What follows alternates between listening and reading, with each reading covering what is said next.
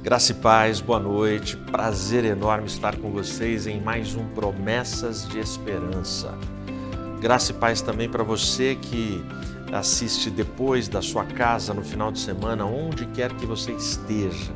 E obrigado por permitir a nossa entrada na sua casa, no seu carro, no seu trabalho, enfim. Para a gente é sempre muito bom estarmos juntos. Te peço também, lembra de compartilhar esse link agora, faz isso para trazer mais pessoas do grupo da sua família, do seu trabalho, da sua escola, para estarmos juntos em comunhão, na ministração aqui da Palavra de Deus, de mais um Promessas de Esperança. Nesta oportunidade, nós vamos falar sobre o seguinte tema: pequena e grande alegria. Deixa a sua Bíblia separada, fica aí com a nossa vinheta, na sequência a gente volta.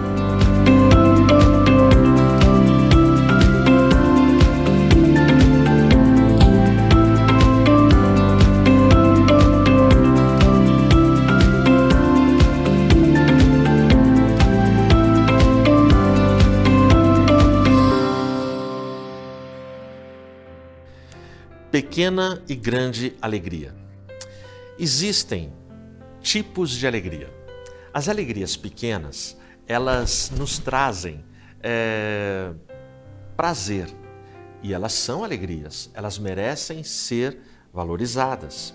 Por exemplo, a gente está aqui no Sudeste num calor insuportável. Um sorvete é uma pequena alegria.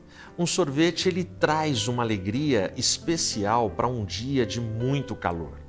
Um chocolate no frio traz muita alegria. Aliás, pessoas que amam chocolate gostam de chocolate no frio, no calor, em qualquer época do ano. Agora, o que seria uma grande alegria? Eu poderia dar como exemplo para você o dia que, assim que nós casamos, o tempo passou, quando a Regina chegou para mim e falou: Ed, estou grávida. Poxa, o nosso primeiro filho. Esta foi uma alegria gigantesca, assim como da segunda vez, Ed, estou grávida de novo. Segundo filho, primeiro Mariana, a filha, a segunda, primeiro Mateus, desculpa, é o filho, e em segundo nasceu a Mariana. Então, o nascimento dos filhos é uma alegria, assim, indizível, uma grande cura. Eu tenho uma irmã, o nome dela é Eleide, muitos me ouviram falar dela. Ela contraiu um câncer incurável, um câncer raro no mundo inteiro. O tratamento dela foi um tratamento longo, muito extenso. Médicos diziam que ela teria sequelas, que ela enfrentaria muitas dores, não existiam garantias, ela podia morrer no tratamento. A minha irmã não teve dores, a minha irmã hoje leva a vida normal e o tratamento foi um sucesso. E isso trouxe muita alegria para a gente. Então nós temos na vida, todos nós, a gente prova, a gente experimenta, a gente vive pequenas e grandes alegrias. Eu perguntei para minha esposa, Rê, que tipo de alegria você prefere, a pequena ou a grande? A resposta da Regina: eu prefiro as duas. Ou seja, Ed, eu gosto de ter a pequena alegria nos momentos que eu preciso delas, e gosto também de experimentar e viver as grandes alegrias. Resposta perfeita. Resposta, sim, maravilhosa. Resposta ideal. O problema é que a gente vive num mundo real. E o mundo real, ele vem misturado com tristezas, decepções, sofrimentos, dores, perdas, derrotas. Então não é fácil. Mas quando a gente fala de alegria, pequena e grande, são estas que eu mostrei para você e que certamente você aí já fez a sua lista das suas pequenas alegrias e das suas grandes alegrias. Mas existe uma alegria que é superior. Existe uma alegria que ela está acima dessas grandes alegrias. Existe uma alegria que ela é tão superior que não dá para comparar, e é esta alegria da qual eu e você dependemos e precisamos. É sobre esta alegria que eu quero falar com você. E ela se encontra no Evangelho de Lucas, no capítulo 2, eu vou ler em nome de Jesus o versículo 10. Diz assim: E o anjo lhes disse: Não temais, porque eis que vos trago boa nova de grande alegria, que será para todo o povo. Glória a Deus. Fecha os olhos. Senhor, derrama a tua bênção, derrama a tua graça, ministra a nós, fala conosco, guarda, Senhor, e abençoa os nossos corações, em nome de Jesus. Olha a fala do anjo. O que acontece aqui nesse contexto, se você ler no primeiro versículo do capítulo 2, e aconteceu o quê? Naqueles dias saiu um decreto de César Augusto para que todo mundo fosse tributado. Ou seja, é um momento de zero alegria, porque quando o governo fala que vai cobrar imposto da gente e que vai tributar todo mundo, ninguém fica feliz. Eu estou tão feliz de pagar impostos. Mas é o que está acontecendo, esse é o contexto, e o contexto daquela nação, naquele momento, não era um contexto pacífico, existiam crises sociais, crises de raça, crises de credo, crises de fé, poder do império, exploração do povo. Tudo isso acontecia aqui, nesse momento, quando Jesus está para chegar. Aí, a Maria procura um lugar para poder ter o filho dela, ela e o José não acham, até que eles vão ter que ficar lá no curral, no estábulo da estalagem, porque não tem um quarto para eles, e as coisas vão acontecendo. Aí o versículo 8, e havia naquela mesma região pastores que estavam no campo vigiando durante a noite o seu rebanho, e um anjo vai aparecer para eles. Então, Jerusalém está preocupada com impostos, Jerusalém está preocupado com a política, com a economia, com a religião das pessoas, está preocupado com as suas disputas sociais, econômicas. Jerusalém leva a sua vida corriqueira, normal, enfim, ela tem os seus afetos, ela tem os seus desafetos. Jerusalém segue a vida de uma metrópole. Ninguém está pensando que o Messias está para chegar, mas é interessante que Deus ele tem tempo para as pessoas que estão ao seu dispor.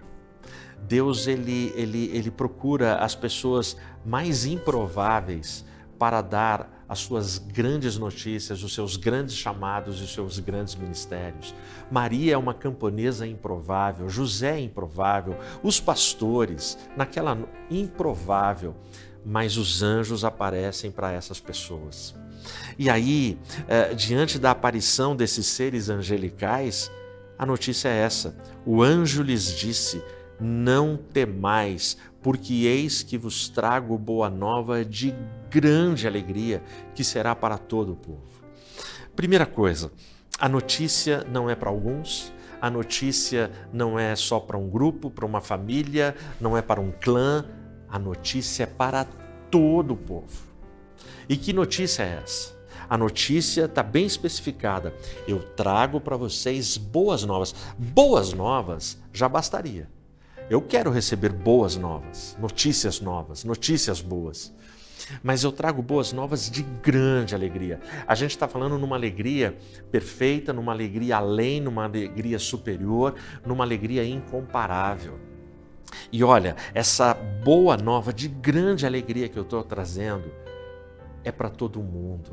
Todo mundo vai ter acesso, todo mundo vai poder ser abençoado, agraciado, todos poderão usufruir desta boa nova de grande alegria. E qual é a boa nova? Que grande alegria é essa? O versículo 11, na sequência, ele explica para a gente. Porque vos nasceu neste dia, na cidade de Davi, um Salvador, que é Cristo, o Senhor. Esta é a boa nova de grande alegria.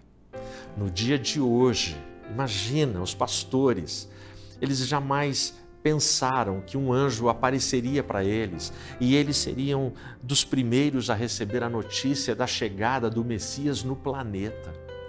Eis que hoje, neste dia, na cidade de Davi, nasceu para vocês, nasceu para o mundo um Salvador, que é Cristo o Senhor. Qual é o dilema dessa grande alegria? Qual é o problema desse anúncio? O problema desse anúncio é que passam as gerações, desde as primeiras gerações pós-queda, todas as que já passaram incluindo agora a nossa geração, porque nós estamos neste turno da história, a grande maioria de todas as gerações, elas não usufruem, elas não tomam posse, elas não abraçam esta grande alegria. E por que não abraçam? Elas não abraçam porque elas fazem a opção de escolher apenas um pedaço da alegria. Elas querem usufruir do pedaço que elas entendem como o melhor pedaço. O texto é claro, uma grande alegria, incomparável, insubstituível, uma grande alegria perfeita, uma grande alegria que vai me saciar eternamente, ela só acontece quando eu recebo o menino que nasceu como meu Salvador e meu Senhor. O bebê que vos nasceu hoje na cidade de Davi, ele é o seu Salvador e ele é o seu Senhor.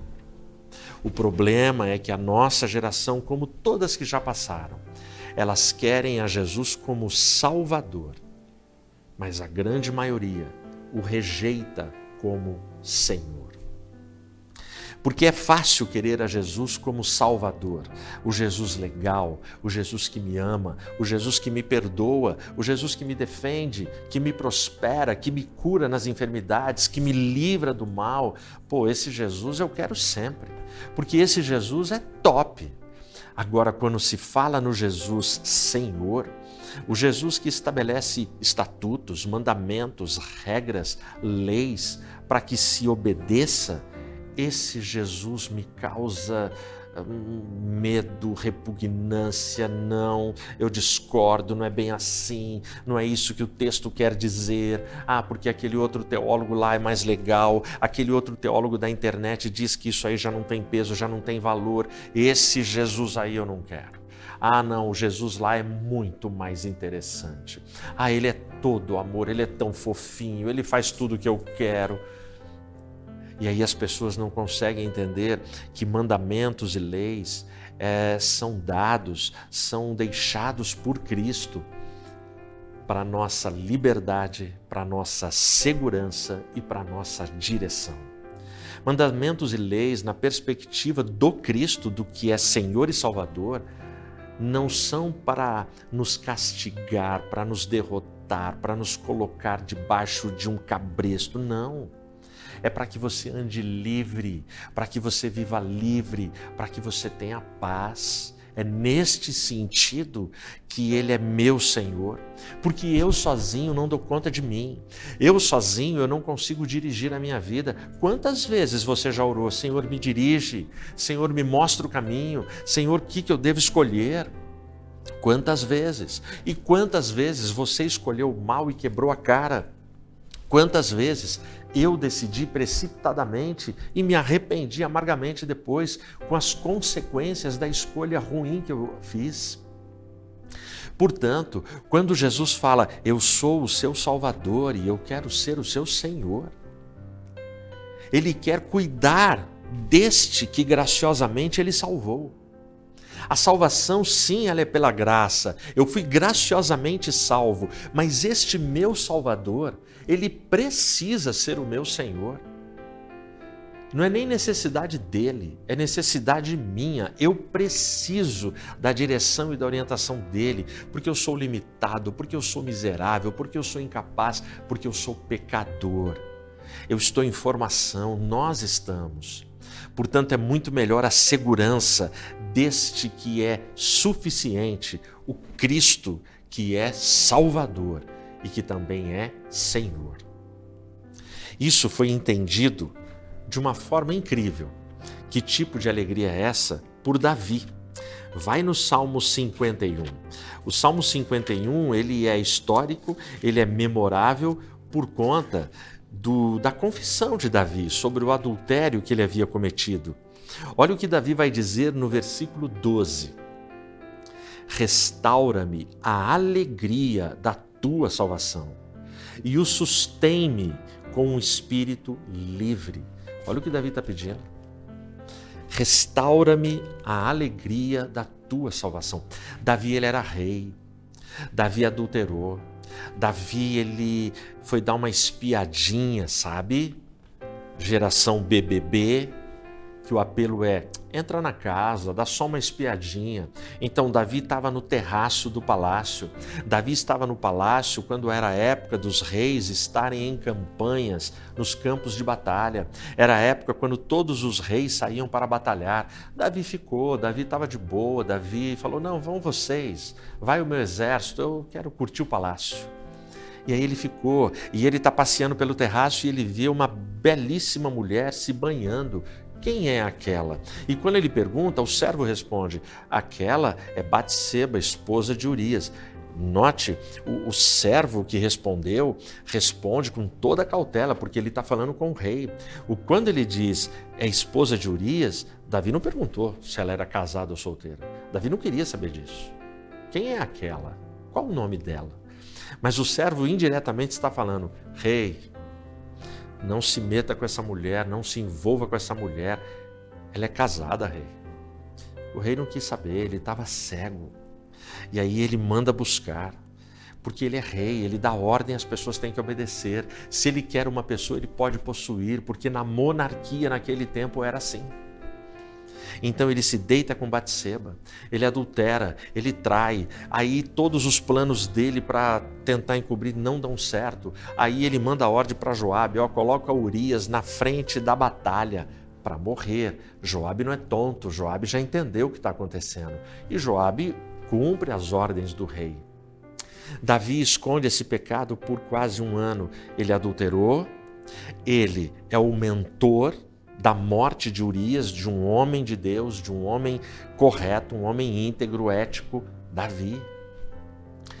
E aí no Salmo 51, Davi, ele pede isso no versículo 12: devolve-me, restaura-me a alegria da tua salvação.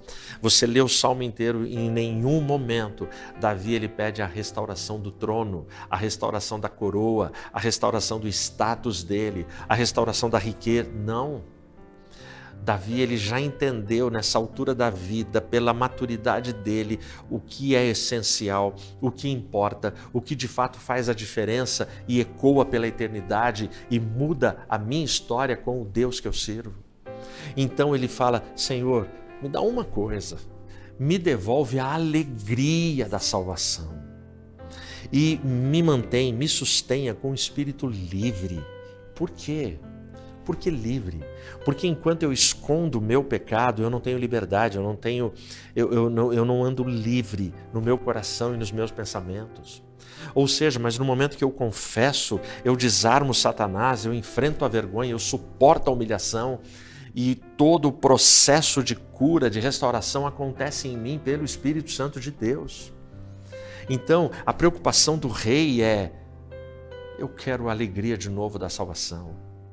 Essa alegria, essa grande alegria que fez falta para um monarca, para alguém que tinha tudo, alguém que na sua garagem tinha Ferrari, tinha Lamborghini, tinha todo tipo de carro, alguém que podia ter tudo que ele quisesse, mas tem algo que de fato dá no coração humano a verdadeira alegria, que é a certeza da salvação. Nunca se esqueça disso. Teve um dia, na cidade de Davi, que nasceu um bebê. Ele era e é o Salvador, que é Cristo, o Senhor. Não abrace essa alegria pela metade, não abrace apenas o Salvador, mas abrace o Salvador e o Senhor.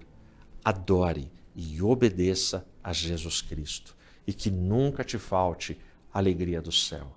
Amém.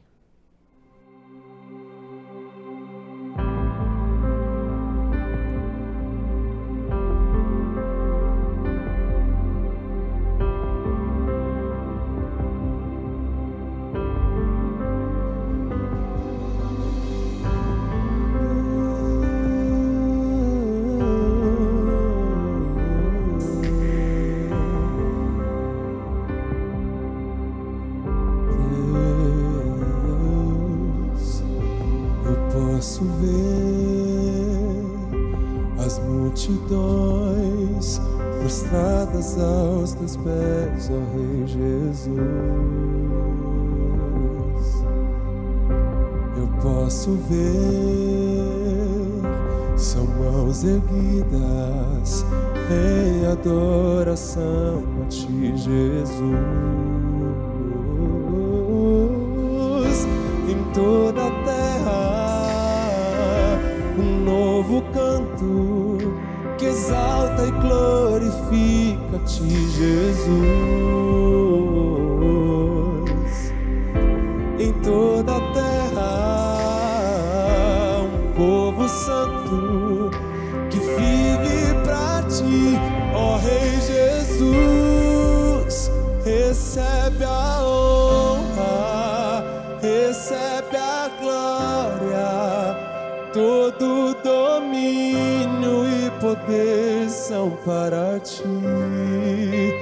A majestade e as riquezas, tudo aos teus pés, pois és Rei sobre nós, Senhor Jesus.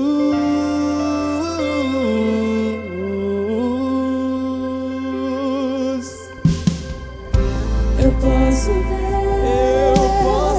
ver as multidões prostradas aos teus pés, ó Rei Jesus. Eu posso ver,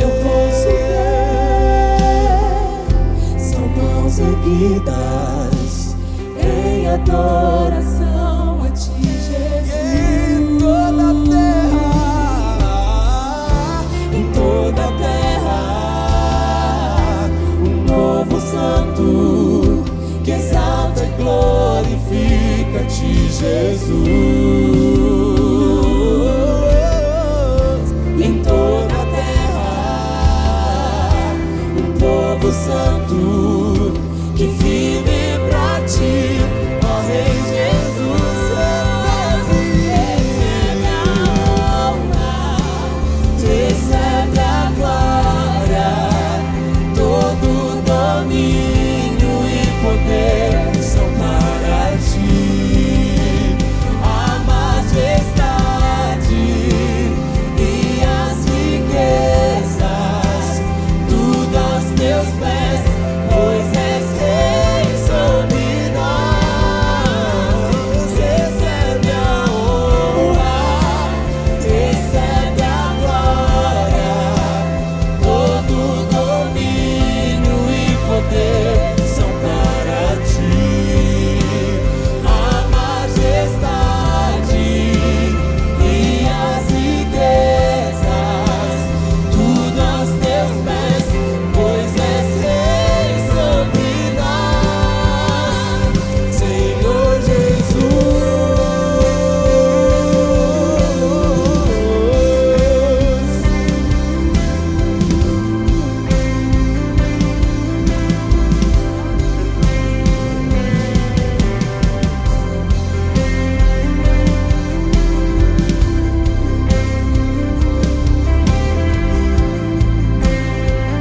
Nós te adoramos, Jesus,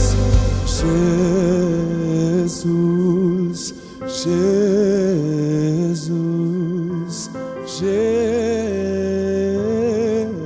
Jesus. Nome acima de todo nome, Jesus, Jesus, Jesus.